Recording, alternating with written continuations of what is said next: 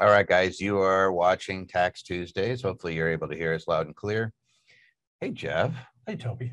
Hey, so we were just playing around with computers. So we're live streaming this one out to the YouTube world, in addition to doing our normal, what would you call it? Broadcast. Yeah. There we go, broadcast. One of those words. Jeff here is in the middle of tax season. 2 more weeks to go, right? 3 weeks. 3 weeks? 2 more weeks to go, and then that extra bonus. No, yeah, 3 weeks. Yeah, so we're right at the end. So how you guys holding up? We're still alive. We're still and kicking. Still alive. All right. So anyway, there we go. So we have some folks. Hey, tell me where you're at. Somebody wrote Florida right away. Tell me where you're at so we can kind of see where everybody is. We have hundreds of people applying into the room. We want to see where everybody's at. If you're on YouTube, you could still do it in the chat.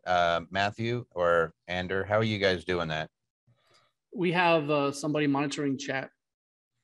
Cool. So you're going to be on a little bit of a delay, but we'll still be able to get to you. That's how we roll. Look at that. So we have Claremont, we have Hawaii, Missouri, Texas, Georgia, GMV, San Francisco, Fort Washington, Long Island, Chicago, Houston, lots of Florida, Idaho, Louisiana, Fredericksburg, Texas, Rancho Mirage, San Diego. Look at that, Alaska. So we got Alaska. We have down to Florida. Let's see how up Long Island. Let's see how far up north we can get on the East Coast. Let's see. We have Spring outside of. I'm looking for a banger. Outside of Houston. What's that? North Dakota.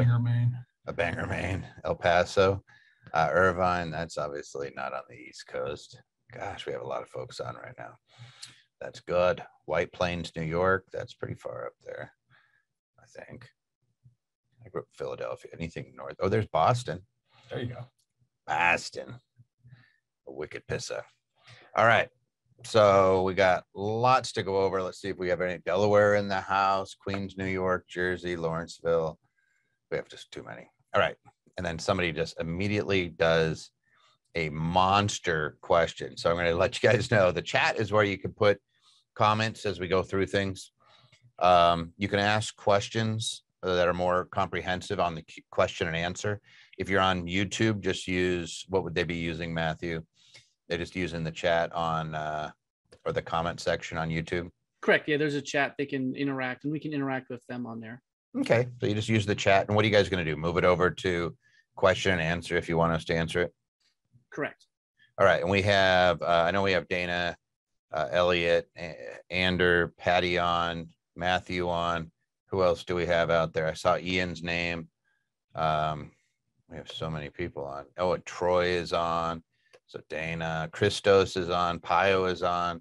So you got a bunch of, you got tax attorneys, you got CPAs, you got EAs, you got a bunch of talent on to answer your questions. So if you have a question to ask, this would be the day to do it because you have a whole bunch of people there getting on here. Can you type reporting earnings from Venmo, Cash App? Okay, we'll talk about that stuff later. All right, what else we got? If you have questions during the, when we're not doing the Tax Tuesday, we do it every 2 weeks, every other Tuesday. What you do is email it in to taxtuesday@andersonadvisors.com. My little pillow was crooked and it was going to drive me crazy. So I had to go resituate it. I feel like you're sliding. I was like, let's see. So we have Tax Tuesday to Anderson Advisors, and you could absolutely pop it in there. And we'll make sure that we get to you, which will be fun. And what else we got? Hey, this is fast, fun, and educational. We just want to bring you guys some tax knowledge to the masses. That's what I like to say. All right. So here's the questions we're going to be going over today.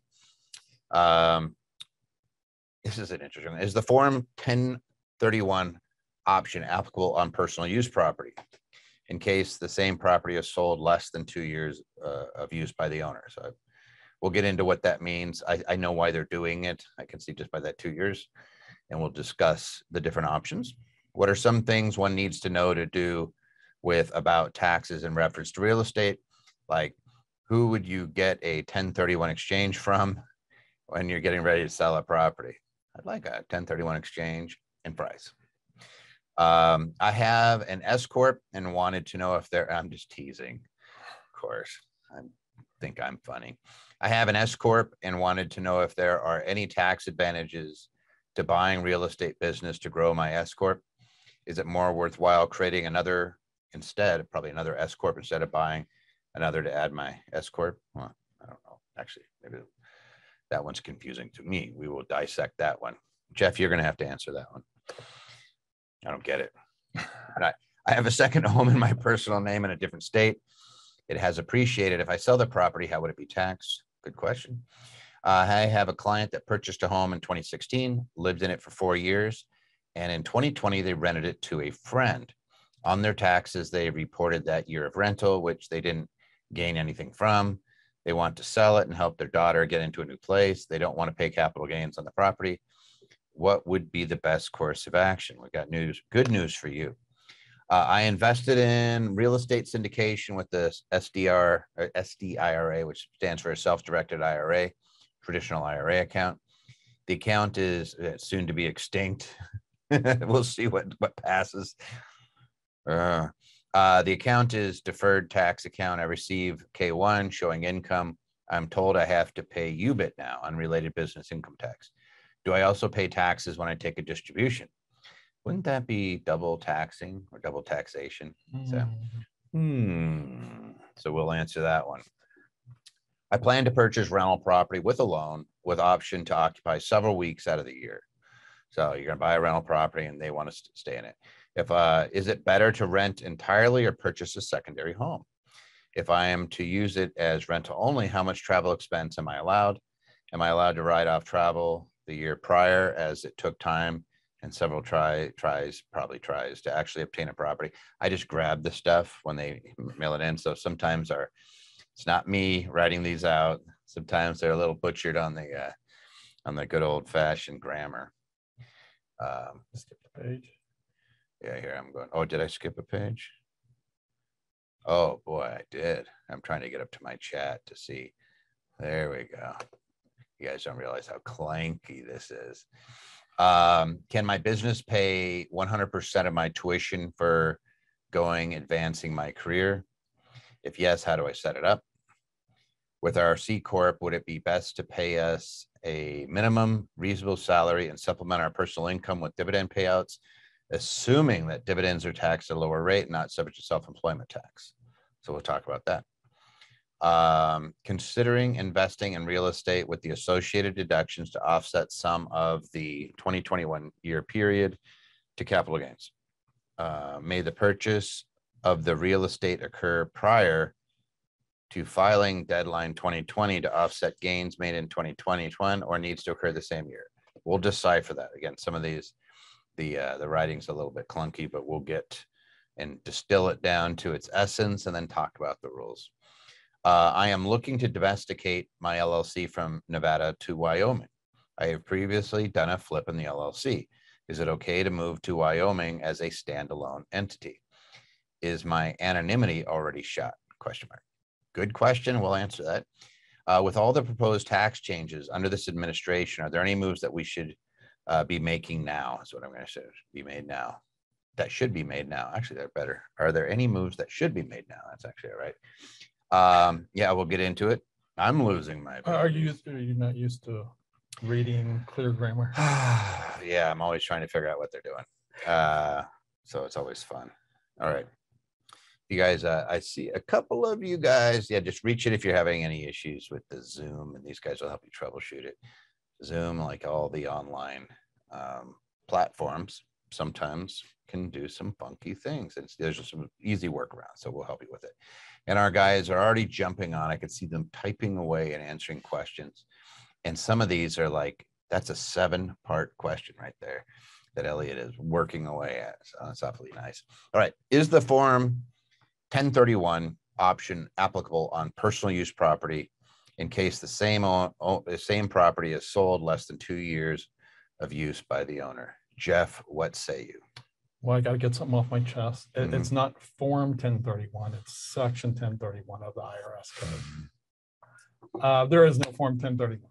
Yeah. This option is not applicable to personal property or personally used property such as your primary residence or second home, unless you convert that property into some type of investment property, rental property, or so forth.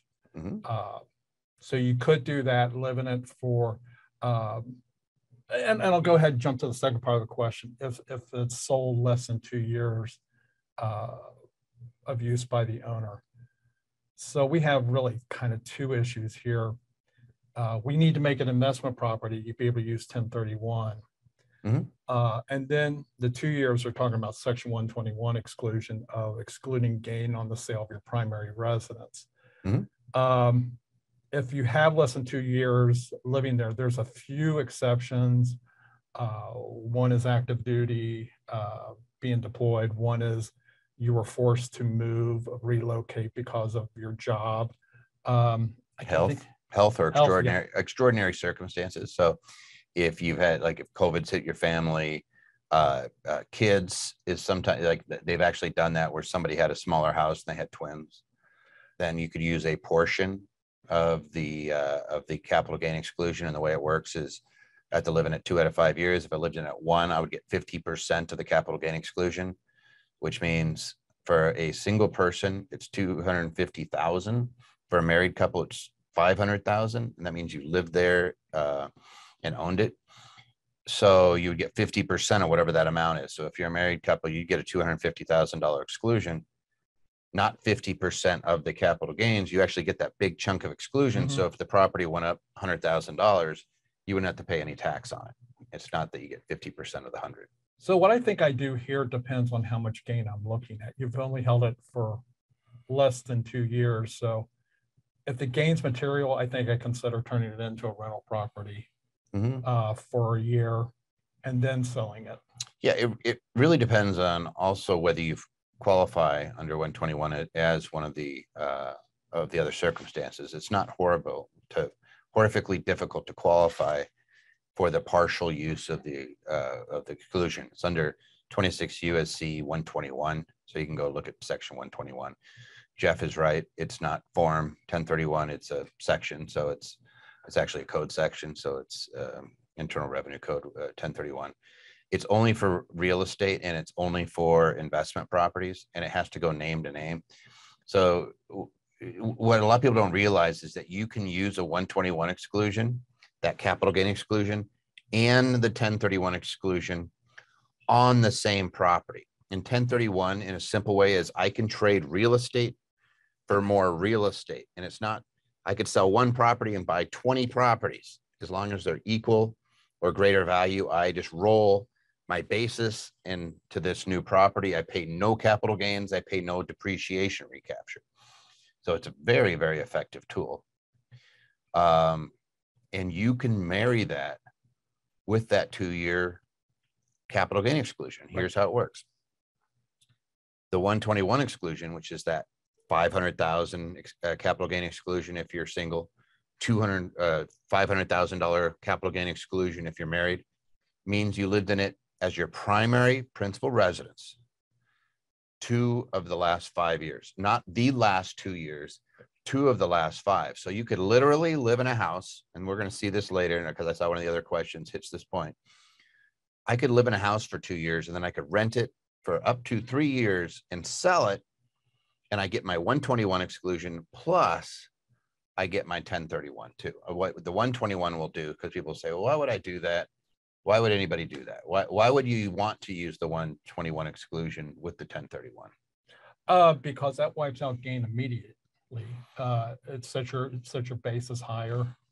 It steps up your basis. So if you ever have a taxable transaction, so if you die with a 1031 exchange, right now your basis resets at the fair market value. So nobody ever pays tax on that money. But if you sold your property later in life, you'd have an extra 500,000 of a basis that you won't pay tax on. First thing I do if I want to do the 1031 with my primary residence is once I quit living there, I dump that puppy into a single member LLC for liability protection. Yeah, after you've done the exchange, if it's Yes. your name. If you're in an LLC, you close the new property in the LLC, even if you're going to make it into a principal residence, which you can do. You just have to go investment property to investment property. Mhm. And that, but you can convert that investment property back to personal use after. So I love these discussions. That's more technical than people probably wanted to get into, but it helps. Does the property have to be titled to you personally to take the 121 exclusion? The answer is no. It could be a grantor trust where you're the grantor. It could be an LLC that's a single owner LLC. But it has to be your residence, your principal primary residence. Like if you have two residents, it's where you spend the majority of your time. You can't have two, by the way. And you can only use it 2 out of 5 years. That's how it's called the anti-washing rules. So you can't do this like over and over and over again every year, have a hey, I'm going to live in this one, then I'm going to live in this one and play that game. So it's every 2 years. What else would be important? And then you have to occupy it and have it in your name. If you're married and the person lived with you, then that's considered their occupancy and you're satisfying the ownership test. The LLC, Ethan, it cannot be a partnership. There is written guidance on LLCs that are disregarded, but not for partnerships, because they look at that and say, now you've crossed over into investment. There are some special rules for divorce and death with Section 121. If you run into that, I'm sorry, you need to talk to your tax advisor. You got to sell within 2 years, or the use of a divorced spouse, you can get that period of time too, because you have to be in it, you have to own it. And now it's your ex-spouse, but they'll allow you to qualify. But I think it's 2 years after. But the 121 is a very lengthy section. You just talk to somebody who knows it. And we put a lot out there on YouTube and other things that do it. Yeah, I just taught a continuing education on it. But when it's a big difference when it's sitting in front of you and you're looking at it. Hey, speaking of sitting in front of you, you guys can join us for this Saturday, the Tax and Asset Protection Workshop live. It's absolutely free. My partner Clint Coons does a big chunk of the day, and then I jump on and do tax and legacy planning. It's a lot of fun. If you want to join us, here's the link. Absolutely free. Spend a day, like we don't kill you with it. It's I think 9 to 4 Pacific Standard Time.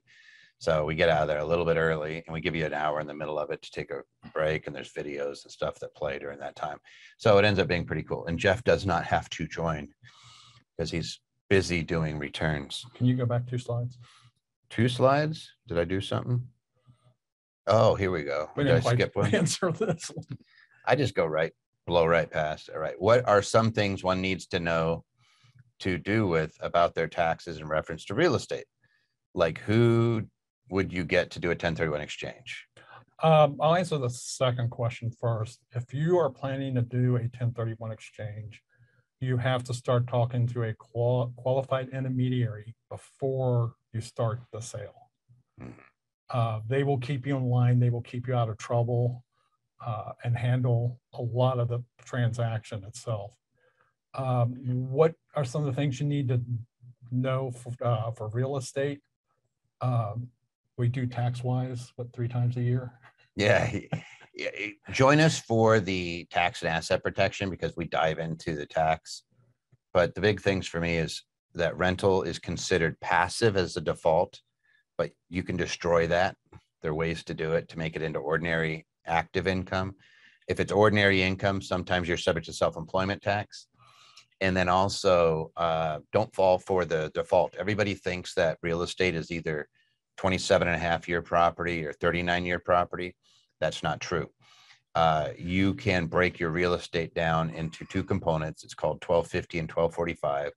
And you could accelerate the depreciation on somewhere around 1/3 of your improvements on your property, so that your buildings, and you could take those because of the Tax Cut and Jobs Act, you could accelerate that into 1 year, which means like if I buy a $1 million building, part of it is the land, which we can't depreciate, but let's say we have $800,000 of the improvement value, we could get $250,000 of deduction in year 1.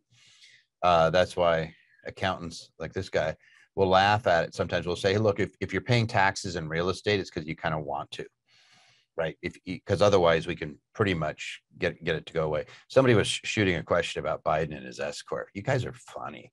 Some of you guys are just like, I'm going to get him. I mean, I get it. He just didn't pay himself enough salary. So, he used an S-Corp to avoid the payment of a ton of old age, disability, and survivors insurance and Medicare payment, which is, max 15.3%. Part of it phases out. So, so did he avoid a bunch of tax? Yeah. But tax avoidance isn't illegal. They tried the last president before Biden, Trump, they tried to string him up by his toes for it too. And it's anybody in the tax world just says, like, this is what the rules are. Why are you yelling at somebody for following the rules? Somebody says, what else? We'll just keep jumping. Hey, come to the tax and asset protection event. It's fun. It's fun. S-Corp? I thought you said S-Corp. You guys are you guys are horrible. That's real.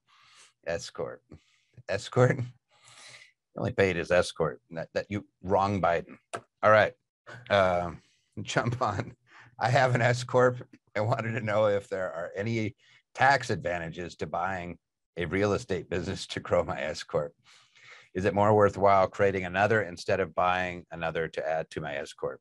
I don't even know what this means anymore. Real estate business, what are you thinking? So rental properties or? Yeah, here's the thing. When you say business, I think business. Yeah. Like, are you an agent? Are you wholesaling? Are you flipping properties? Are you construction? Are you development? S-Corp appropriate. Jeff, would you put rental real estate or investment property in an S-Corp? I'm not adverse to doing that. But if you take it out to refi it, you're going to get nailed. Yeah, that's true. Any growth on that property. So what do they call it? Any appreciation? Well, yeah, it's capital appreciation. There we go. Any capital appreciation. So I buy a house for 200, 2 year, 3 or 4 year, whatever. Some point in the future, it's worth 200, and I refi it. If I take that out of the S-Corp, I have to pay tax on the $100,000 of gain right at that point. That is not true of LLCs, taxes, partnership LLCs, disregarded. Mm-hmm. So I tend to be like, whoa. You get all this real estate in there. The rents still flow down as passive. If you sell it, it's still capital gains. But if you pull it out of the S-Corp, which you're going to have to do if you're going to do a refi, you could see, I love the chat. The chat, you guys, I'm like watching you guys, and I see you, David. I see you. But anyway, you could, you got to be careful. You got to be careful because you could have that. Oops. You could have a, oops, there it is. Yeah. And depending on what your S corporation is already doing, it because it sounds like you want to add to your S corporation. You got to make sure you have the proper liability protection. You don't want to mix other business assets with maybe real estate assets. That could go south on you in a hurry. And there's no harm to having a second S corporation, but like you said, partnership is my preferred method. Mm-hmm. If we're flipping properties, my preferred method becomes my C corporation. I think I've talked about this before. I prefer the S corporations for what I call operating businesses. If you're a construction company and you're flipping houses constantly, you're doing 4 or 5 a year, I don't mind an S corp if that's how you make your living and you're going to take the money out. If you are doing a bunch of different businesses and you have business 1, business 2, I'm a W-2 over here, I got some investment properties, and I'm probably saying, hey, let's keep it off your return if you're doing the flips, if you know what you're doing. If you don't know what you're doing, then do an S-Corp, because if you have losses, then we want them to flow through. Let's see if there's something else. I'm going to keep going. You have anything else you want to hit on that one? No, but I just heard you say it. If you don't know what you're doing, put it on an S corporation so we can take those losses. Yeah. Yeah. If you don't know, hey, I'm just saying, there's no faster way to lose money than the flipper who doesn't know what they're doing or getting started. You have to expect that you're going to have to run into some face plants here and pull, whack. You're right. Sometimes what we envision is not reality. Yes. Somebody says, can you switch from an S to a C pretty easily? Yeah. You can go C to an S once a year, or if you miss the filing and it was your accountant's fault, then you can blame them and you can get a late election. You can, but once you go back, and what is it, 5 years where you have to wait? You can go to a C or an S fairly easily, and you can backdate that somewhat. You can't. An accountant just said backdate, and you're recorded. Everybody sees you. No, you can make the effective date a prior date, and yes. the IRS will prove that. Yeah. Going from an S corporation or getting out of your S corporation period is a little more difficult. It's effective the day they receive the revocation of your S election. So we usually recommend it to do it the first of the following year. Mm-hmm. And then, as you were saying, once you do that revocation, you cannot elect to be an S corporation again with that entity for 5 years. Yeah, so they give you a little period, like they'll let you go one to the other, no problem. One to the other and back again, then you have a timeout for 5 years. One other problem, going from a C to an S, is if you already have properties and things of that nature in built-in gain. Yes, in the C corporation, you have a built-in gain. And I think the holding period is 5 years right now. I think it's 5. Yeah. In other words, if you sell a property that you had in your C corporation that had already appreciated in value, you sell it in your S corporation, you could pay built-in gains tax on that. You could pay tax at the corporate level. In other words, yes. they say, hey, I have the same scenario, $100,000 property, it's in a C Corp, it goes up to $500,000. I make an S Corp election and sell it.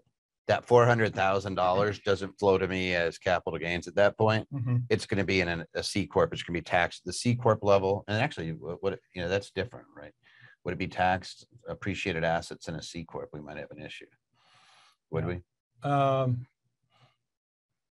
Yes, but not the 721. 721 is hot assets. We're not going to go into that. Right.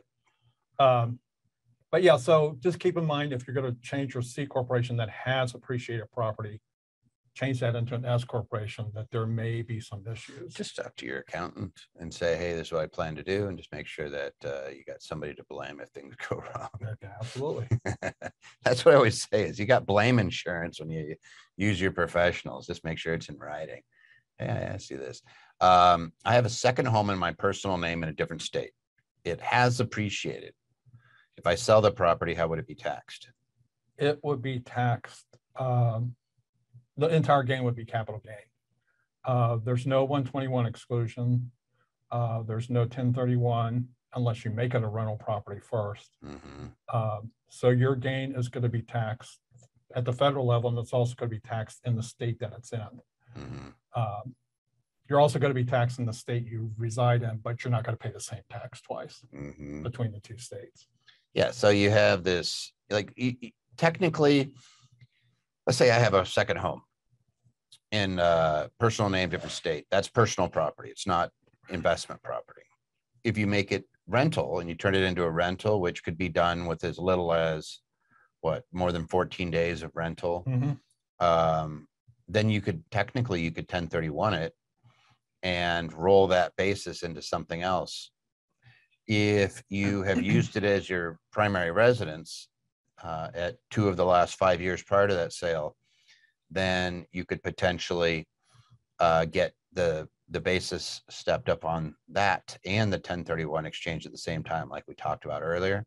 Or if you didn't need it, you could just do it as capital gains. But keep in mind that if you use it as investment property at all, more than those 14 days or more than 10% of the total, oh no, we don't have to worry about that. It's just more than 14 days. You have depreciation recapture, period. Whether you took it or not, the IRS makes you recapture it no matter what.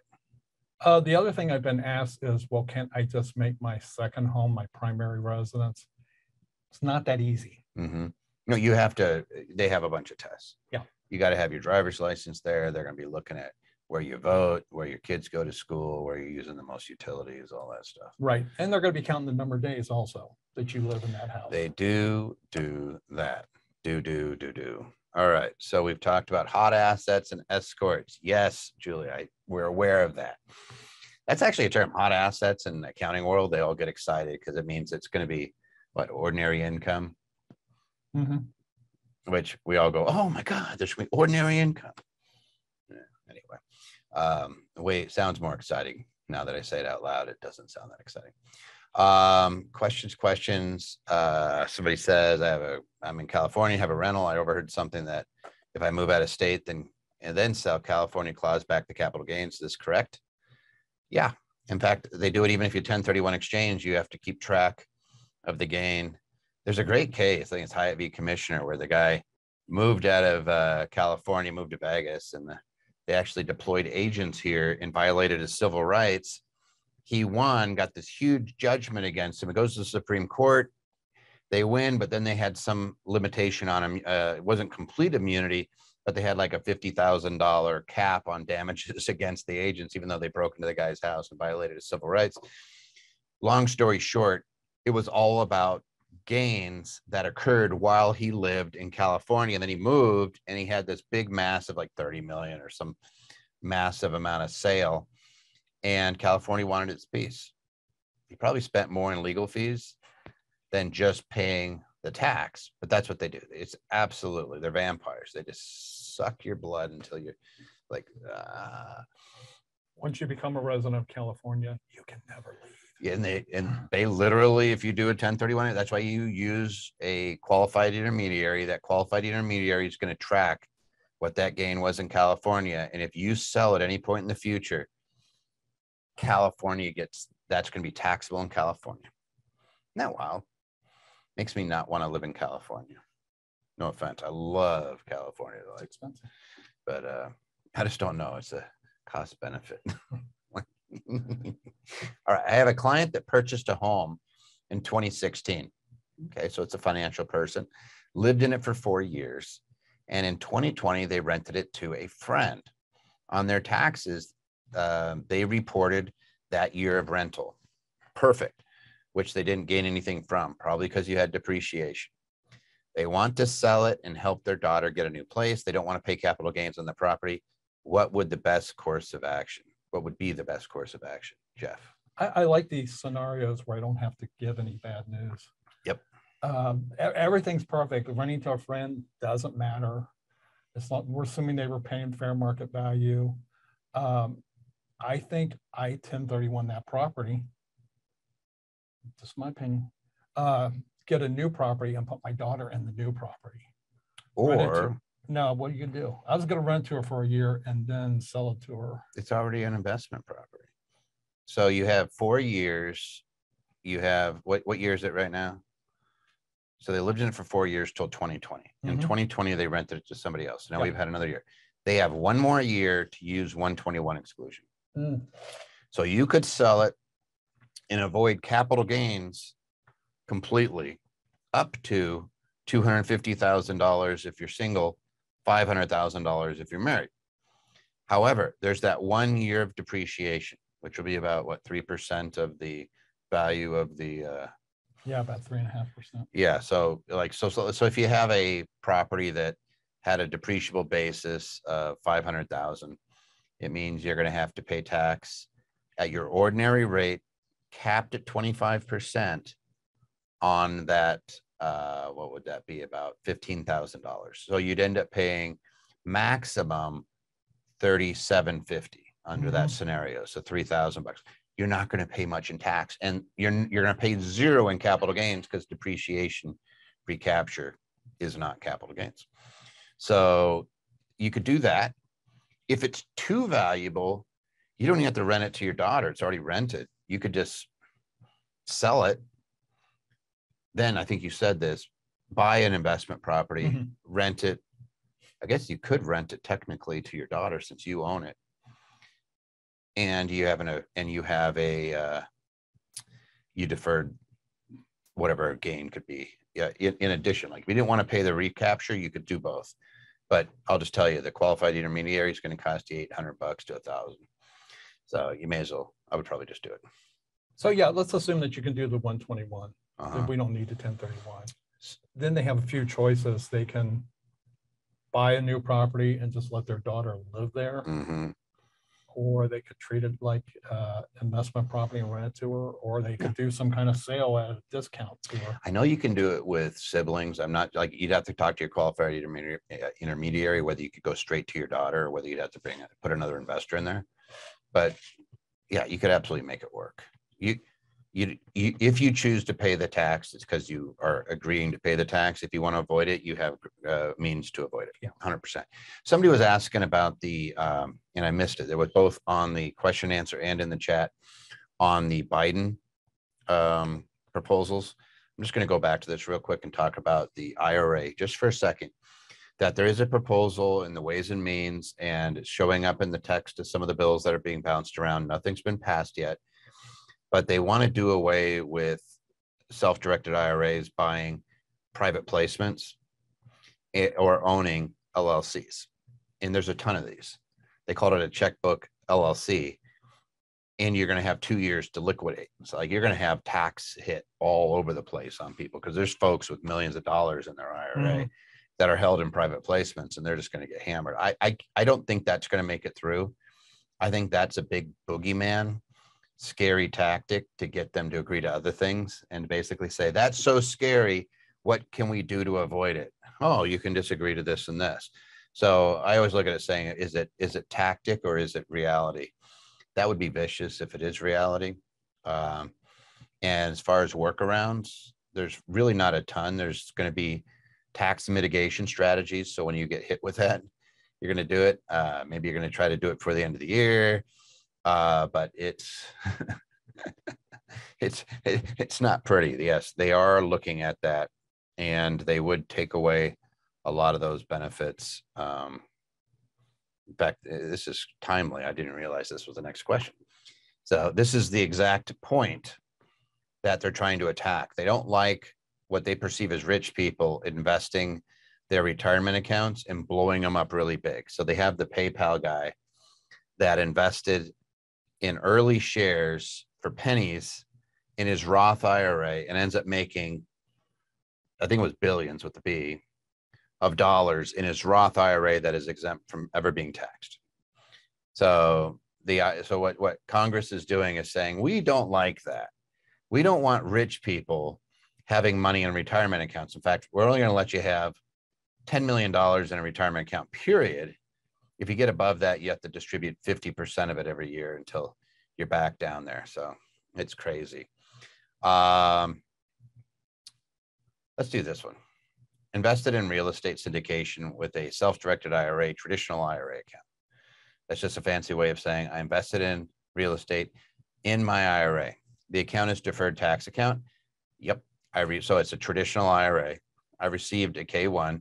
That's from the syndication. You didn't get it from your IRA. You got it from the syndication. So the IRA received a K-1 showing income to the IRA. Now they're saying UBIT, which is interesting. I wonder what the syndication is. And do you have to pay taxes on it, even if you take a distribution out? Jeff? Yeah, I found this odd too. A real estate syndication is usually rental property, and that is not UBI. But what I bet this is not UBI, but DFI. Yeah, unrelated debt finance income. Yes. So IRAs are subject to both UBIT and the tax for, well, I guess the DFI is also considered UBIT, isn't it? Yep, it's going to be taxed. Technically, yeah, so it's going to be taxed. But it is different. So the easiest way to think about this, if I have a McDonald's in an IRA, I'm competing with for-profit businesses. It says the IRA doesn't get an upper hand. The IRA has to pay tax if it runs the McDonald's. If it owns McDonald's as a passive investment, like the shares in a big company, and it's getting dividends, then that's okay. But if it's actively doing stuff, it doesn't like it. So you can be, so you're okay to be doing rental property. You can own a syndication. The problem is IRAs cannot have debt. If it does have debt, in other words, it's borrowing to buy an asset, then what the portion of that debt to the asset is the portion of that income that you have to pay tax on. So if I have, let's say I have a property and I put down 50%. And so let's say it's $2 million property and it makes $100,000 a year that it kicks down. Of that 100,000 of profit, after depreciation, everything else, and don't play. Mhm. Like, let's just say it did do that. It made $100,000. 50% of it would be taxable as DFI or UDFI, because 50% was generated by the leverage. You know what doesn't pay this, by the way? What type of entity could they have done it instead of the traditional IRA? 401k. 401ks do not pay debt finance income, so you do not pay tax. So you could have a 401k and an IRA. IRA pays the tax, 401k doesn't. You could roll the IRA into the 401k and not pay it. Problem solved. Do I also pay taxes when I take distributions? Yes, you do. Absolutely. Would that be double taxation? And the answer is no, because what the UBIT is, that unrelated business income taxes, that's a penalty tax for doing something they don't like you doing. It's a leveling of the playing field. An IRA is considered an exempt organization, a not-for-profit organization or entity. But when you participate in a for-profit business, trade or business. Somebody says mine was in a 401k and I had to pay UBIT. Tomorrow, you do not pay, if it was debt financed, you wouldn't pay it.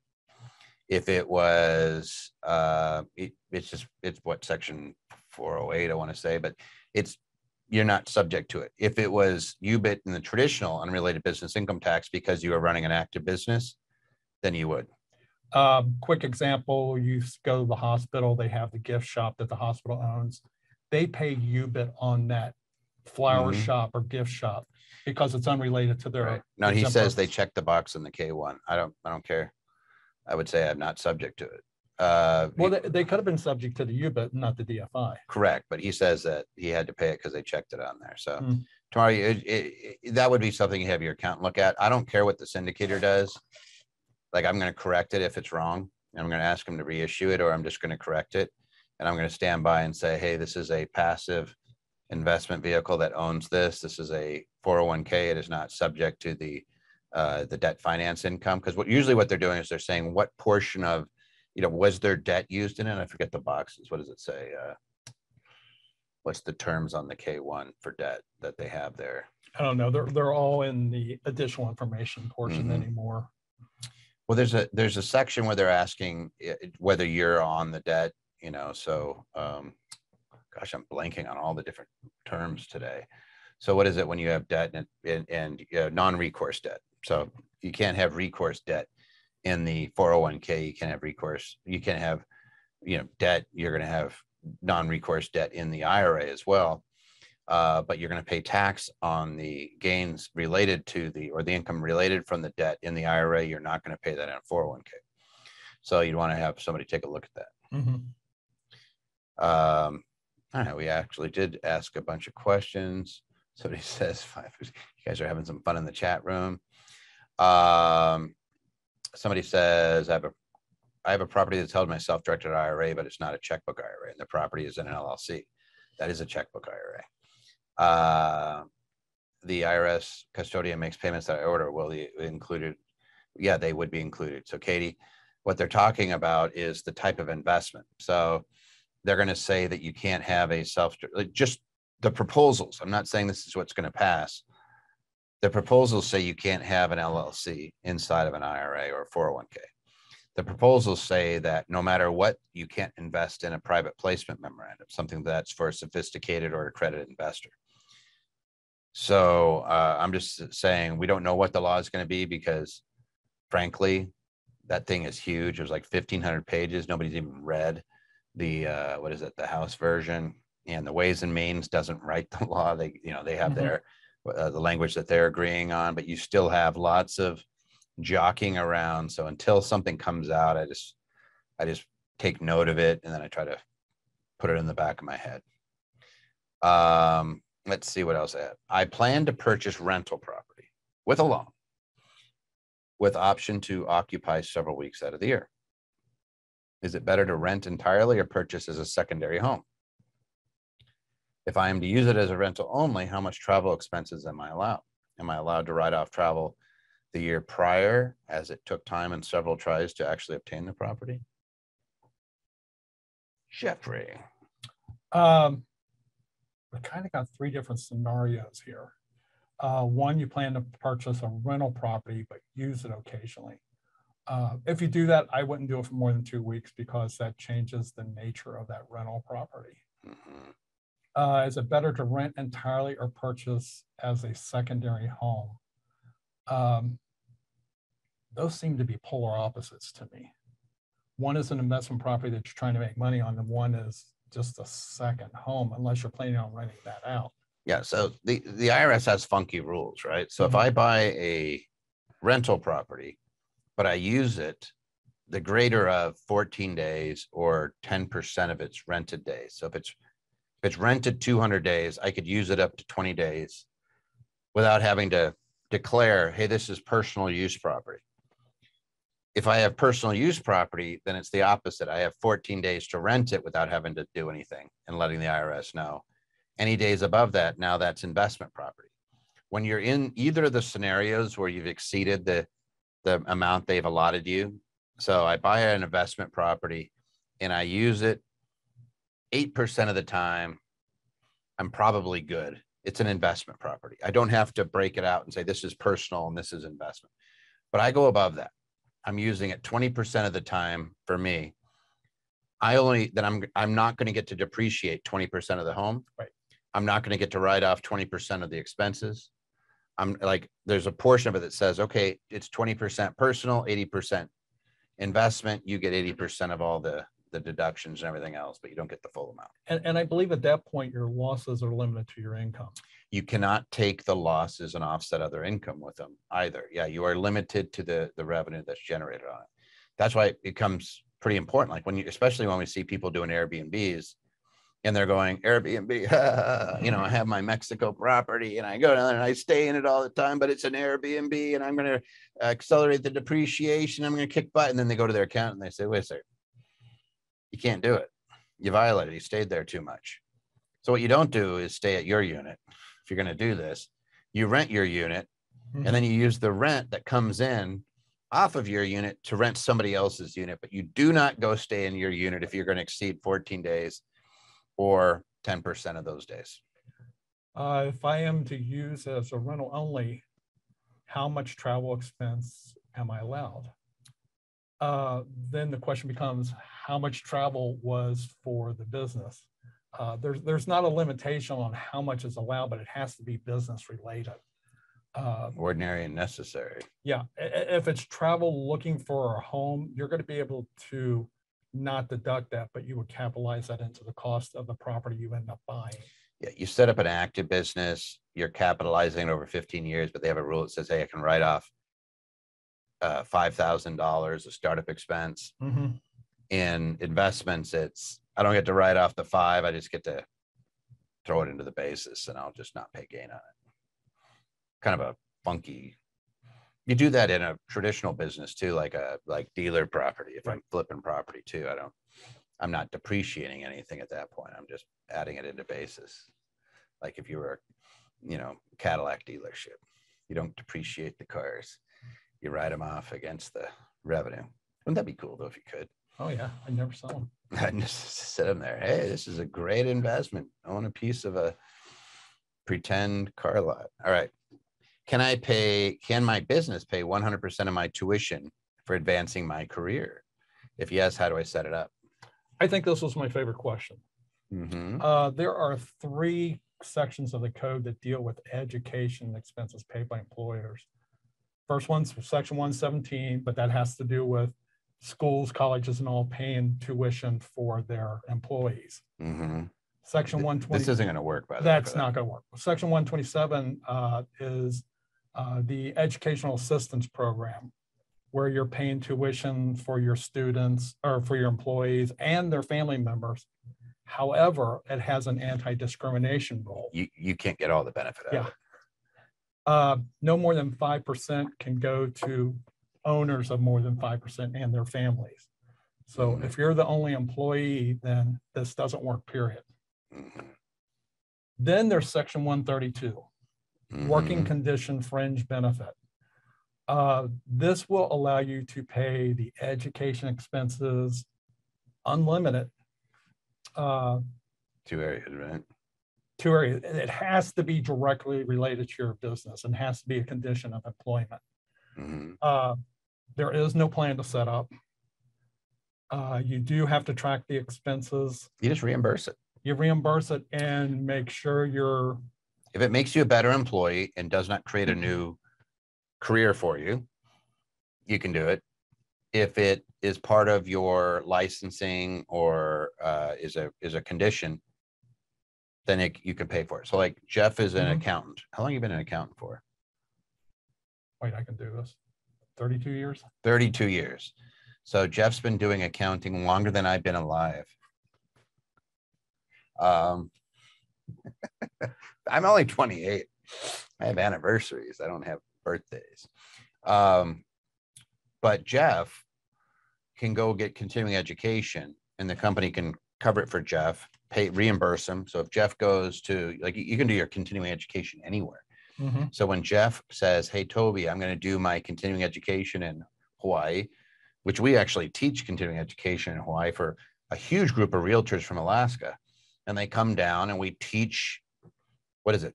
It goes 2 days, Thursday, Friday, Monday, Tuesday. We get the 2 days in between, and the 2 travel days is all of those is business days. So they get 7, 8 days, business days. It's actually 8 days of business days. Yeah, they get to cover all those expenses. Their business can reimburse them. Their employer can reimburse them, and 100% deductible because they have to do it for like there as realtors. Now here's somebody here and he says, hey, I want to go to college and I could get a degree out of this. Does a degree disqualify them from being able to deduct it? Not necessarily. So when I was at CLU, Boeing would send all of its engineers into the MBA program and they'd be sitting in there. There was always a bunch of them. And guess what? Boeing was paying 100% of their tuition. Guess who wasn't getting his tuition covered? Me. Well, I did for a little while. I was a soccer player. But my last year, I didn't. I was like out of pocket. And I was like, meh, meh, meh, meh, meh. So they got to write it off. They didn't, business gets to deduct it. I didn't get a deduction, but I didn't make much money anyway. So didn't. Yeah, and another good example of this, the difference is I'm a medical practice. I have an LPN working for me. She wants to accomplish and get her RN.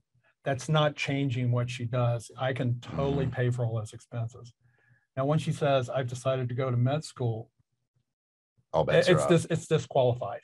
She's now changing what she is getting her. If I'm in a plumbing business and I go to accounting school and I have nothing to do with the accounting on the business, I can't write it up. But if I, like Jeff, if he said, hey, I want to go to law school, we probably could reimburse Jeff for law school because it's part of what we do. Part of, and then, hey, the degree is just a bonus. So if you want to go back to law school, brother, I'll reimburse you. That ship has sailed. It's never too late, Jeff. I've heard that. It's never too late. Hey, follow us on social media. There's a whole bunch of links there. Honestly, just follow us on YouTube. That's the best thing. I love the Facebook and everything else, but like the YouTube is where you're going to get the most juice right now. My daughter's going to law school to help me with my business. Can I write off her law school? Shelly, no, but I'll tell you how to pay her a salary out of your business so she pays taxes at her level. So for example, if Jeff and I are, well, I'll do it. So it's my daughter, she's 23.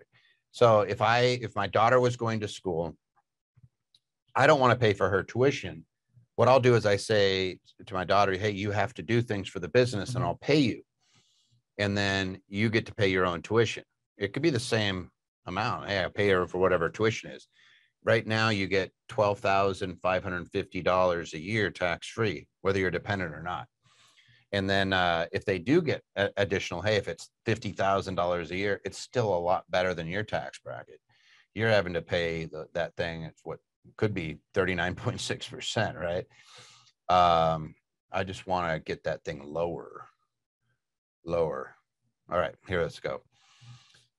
With our C-Corp, would it be best to pay us a reasonable or minimum reasonable salary and supplement our personal income with dividend payouts, assuming the dividends are taxed at a lower rate and not subject to self-employment tax? Jeffrey. Couple different ways to go on this. The problem with dividends is, well, let's start with salary. if I pay myself a salary out of my corporation, that's a deduction to the corporation, even though it's income to me. Mhm. If I pay myself a dividend out of my corporation, that is income to me, although at a lower tax rate, but it's not a deduction to the corporation. So this is one of those places, no, it's not subject to self-employment tax, but this is one of those areas where you have to do the calculations to figure out what works best. If you're in, say you're married and making less than $80,000, I would probably go ahead and do the dividends. So the reason Jeff is bringing that up is because dividends out of a C-Corp are taxable at your long-term capital gains rate. Your long-term capital gains rate is either 0, 15, or 20%, really 23.8%, because whenever you're paying the 20%, you're getting hit with the net investment income tax as well. So if you are, I know, so if I'm 28 and my daughter's 23, hey, some of us are early bloomers, brother. That's just horrible. It would be like a crime. Yeah. So I'm not really 28. I'm more like 30. Still shorter than Jeff's been an accountant. Where were we at? I just get distracted all the time. So the beautiful part is that if you are a single person or a married couple, and if you're single making less than $40,000 a year, you're married making less than $80,000 a year, you have an appetite for long-term capital gains. And that's going to come from dividends. That's going to come from selling Bitcoin that you've held over a year. That's going to come from futures that are 60, 40, 60% long-term capital gain. Like you could get, and like you have some tax appetite. This is frustrating for guys like me, is at the end of the year, you'll see somebody who has harvestable losses and they're like, oh, you know, I'll sell that. But they have all this tax-free gain. And they're like, oh, but I don't want to sell that. I'm like, you sell it and then buy it back. This is a long-term hold. You've held it over a year. By all means, sell it, get that gain that's at 0. Buy it back. You have a new basis that you'll never pay tax on that ever again, and then continue to hold it. Even if you sold it a month later and you're like, well, that's short-term gain, only on the amount of the increase over the new basis. And then you have somebody say, well, you have the wash sale rule. No, it's the wash sale loss rule. There's no such thing as loss sale gain rule. And there's no wash sale loss rule right now on cryptocurrency. You could sell that whenever it drops and say like, hey, I got more loss. Buy it back, runs up. But anyway. But let's go back to why you might want to take a salary. Let's say your C corporation is profitable, it's going to pay tax. You're in that below 80,000, 40,000, you're in a lower tax bracket than the corporation is. Better to reduce the corporation's tax by paying yourself a salary and paying a little tax on it yourself. And you're never paying self-employment tax. Self-employment's only for partnerships and sole proprietors.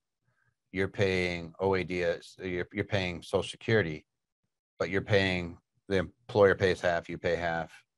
You're still paying into the system. So you are going to reap a reward for that. The other reason why you might pay yourself a salary is to defer a bunch of it into a 401k. Yes. So if you're under 50, like me, then, okay, maybe not.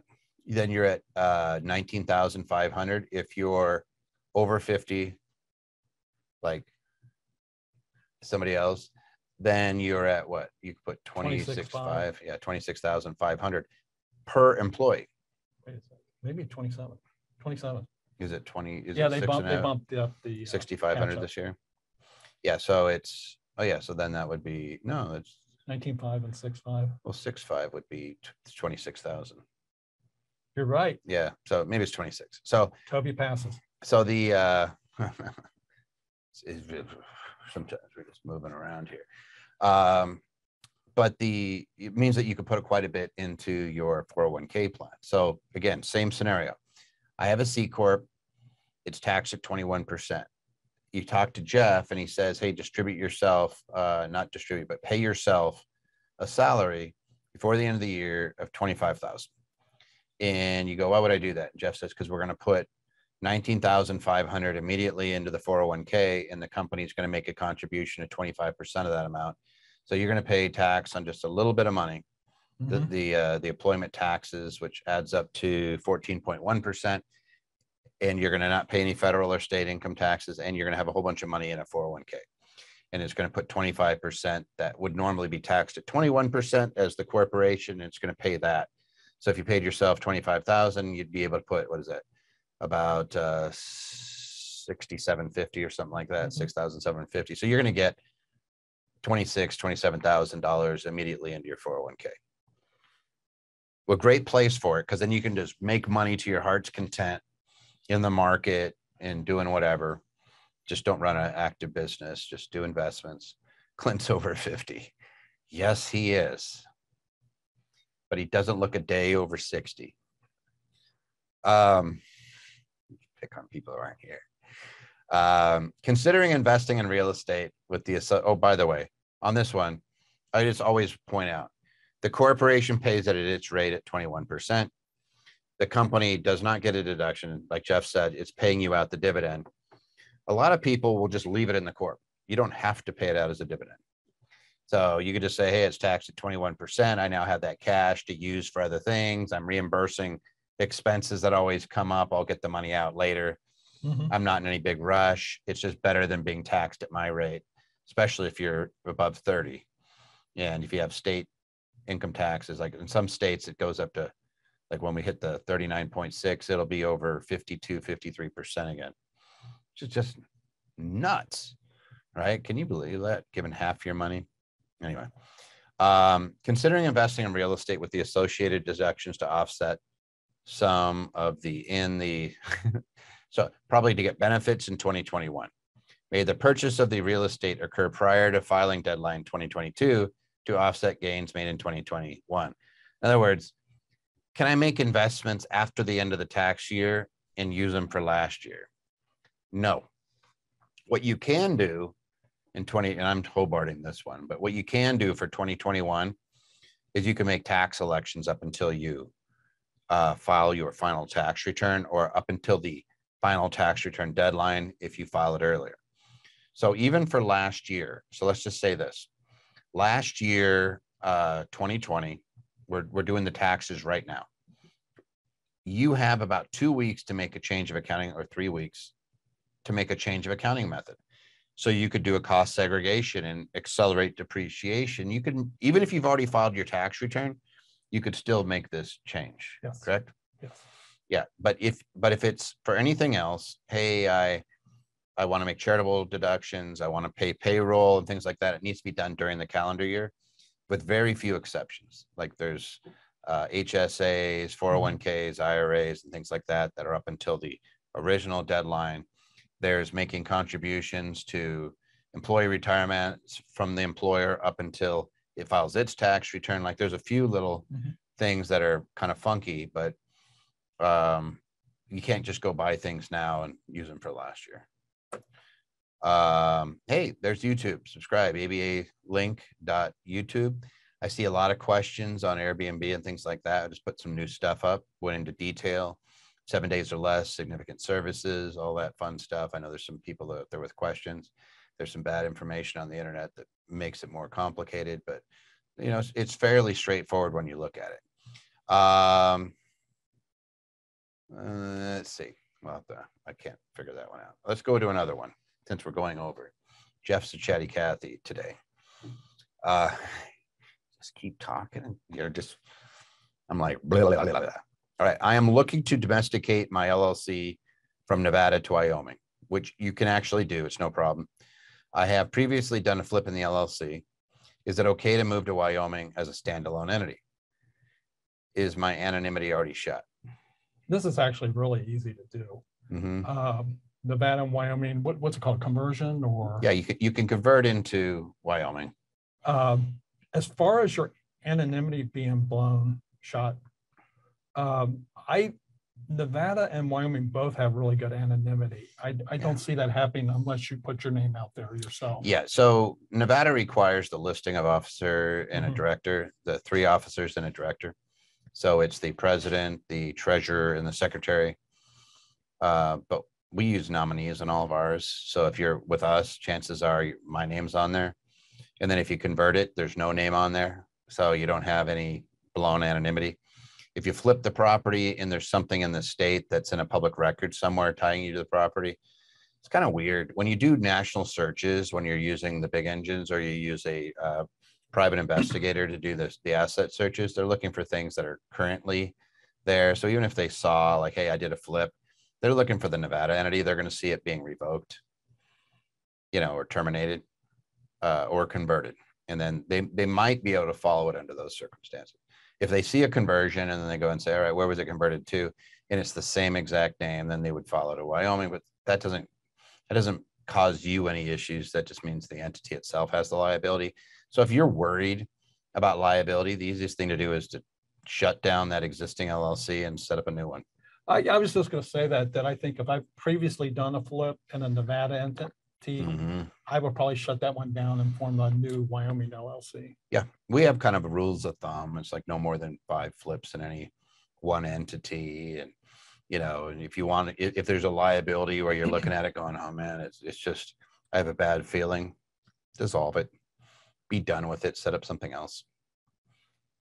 Patty shared all those links. I do say, subscribe to our channel, please. It helps us to communicate. And again, there's no gimmicks. We just share a lot of information. We've been doing this for 23 years. Jeff's been doing it a lot longer. It was ruthless on you. You look really good though for your age. With all the proposed changes, yeah, you just look good. With all the proposed changes under the administration, are there any moves that should be made now? Okay, I'm going to go here. Uh-huh. I learned my lesson in 2012. Mm-hmm. There were massive changes happening to the tax law. It was a week or two before they were supposed to be released. We were doing presentations about it. It was set in stone. Well, we found out it was sandstone, and everything changed within a week. Like that. Screwed everybody. Oh, yeah. So I'll be honest, I don't pay a lot of attention to proposed tax law unless I see it in the full House or Senate voting for it. Then I start paying attention. I do look, one of the things we talked about is the proposed changes to IRAs that I don't think are going to happen either.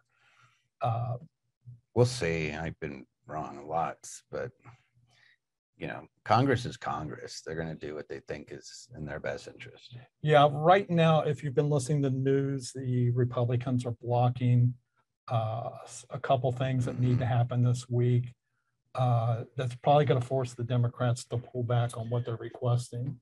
So I'll put it this way. There are a few things that you could do that you don't hurt yourself. What I saw a lot of and what we were trying to combat is there's a few aggressive accountants that would say, oh, the estate tax is going back down to 1 million. It's going back down to 3 million. So they'd go after somebody who has property that they've owned for a long period of time that has lots of capital gain in it and the recapture.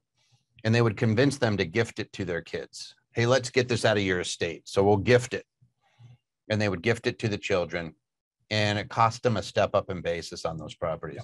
So one in particular just sits in my head, which was millions of dollars that would have been non-taxed. Like none of the stuff the accountant said actually occurred, but the guy gave away the assets. He passed away. The kids did not get a step up in basis. So when they sold the building, they had all this gain. I remember it was just a nightmare because the building had been in that family for about 50 years. So it was like really low basis. So they had a large tax hit.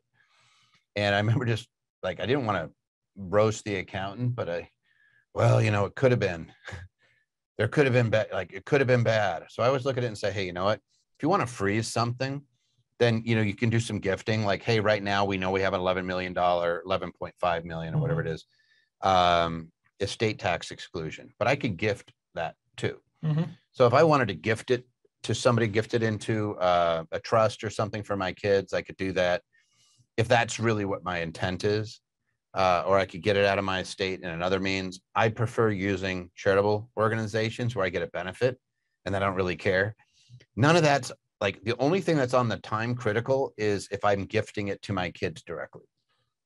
So if I give, for example, if I'm going to give Jeff, like my estate's above whatever the threshold is where I think it's problematic. Probably right now, I think they're talking about 6 million. So anything over $12 million with a couple, I probably am like, all right, your state's worth 25 million.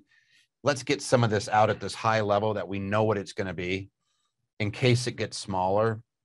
All right, so maybe I'll give away non-highly appreciated assets, or some things that don't have a bunch of built-in gain, or I'll sell it on an installment sale to a trust that for the kids and do something like that and say, you know what, I'm going to sell it to you.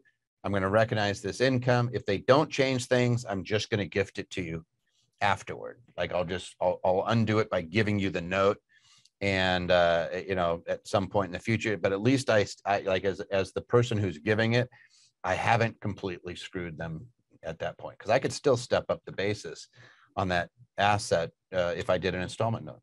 I like the idea of, in that example, if I have considerable cash, I give that to them. Let's say I don't want them to have it right now. I gift it to an irrevocable trust. That's a completed gift. Yeah. It's out of your estate. Yep. You have to have a third party that's managing it, but you can do that pretty easy. You're all incidents of ownership, and they're just the new beneficiary. It's out of your estate. So one thing that this question asks about moves that should be made now, we don't want you making moves that could harm you if the tax laws don't change. Yep. If you make a change in regards to the proposed tax laws, you need to look at them like, what happens if they do change the tax law? What happens if they don't? You just want flexibility in your plan. Yeah. Like, don't make it more difficult than it is. If you have a good structure, you're going to be able to take advantage of any of the, there's always a safety net, and there's certain things like they're really going neutral to a certain extent. So every time they take something away, they really gave us something else. We just have to go find it. And there's 15,000 pages of things to go find, or whatever it is, 1,500 pages. There's always something, guys, and don't ever fret. Like, there's always something. In fact, here's something. Come to the tax and asset protection event on Saturday, because we go over a whole bunch of tax strategies. And by the way, you can always give it away.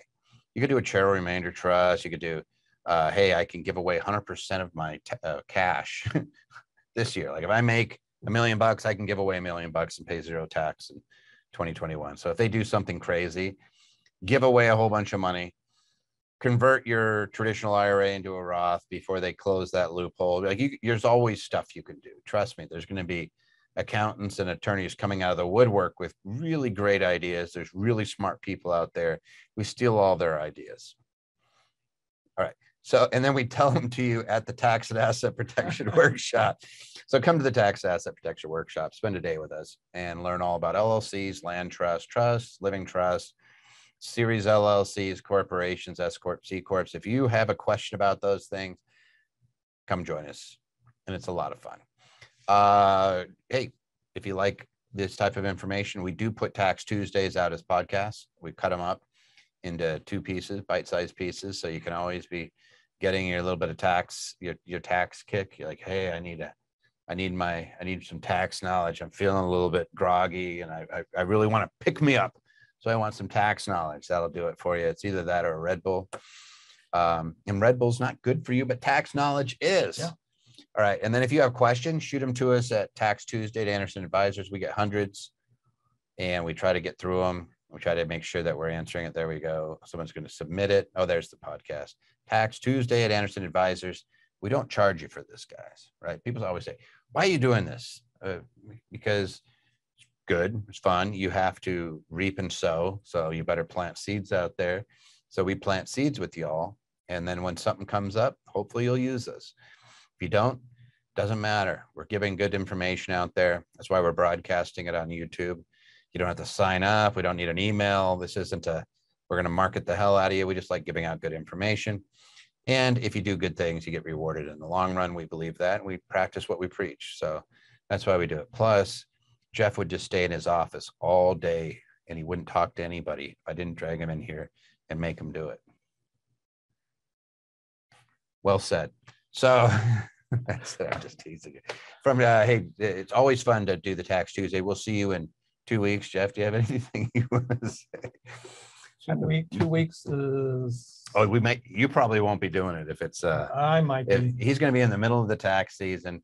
I might grab, I think we were going to grab Michael Okay. Bowman. I'll make Bowman do it with me, but we'll make sure that we get it. I was just going to come in and say tired or snarky things because I'm tired and cranky. It'll be funny. He'll just keep repeating, could you please get me your documents? Could you please get me your documents?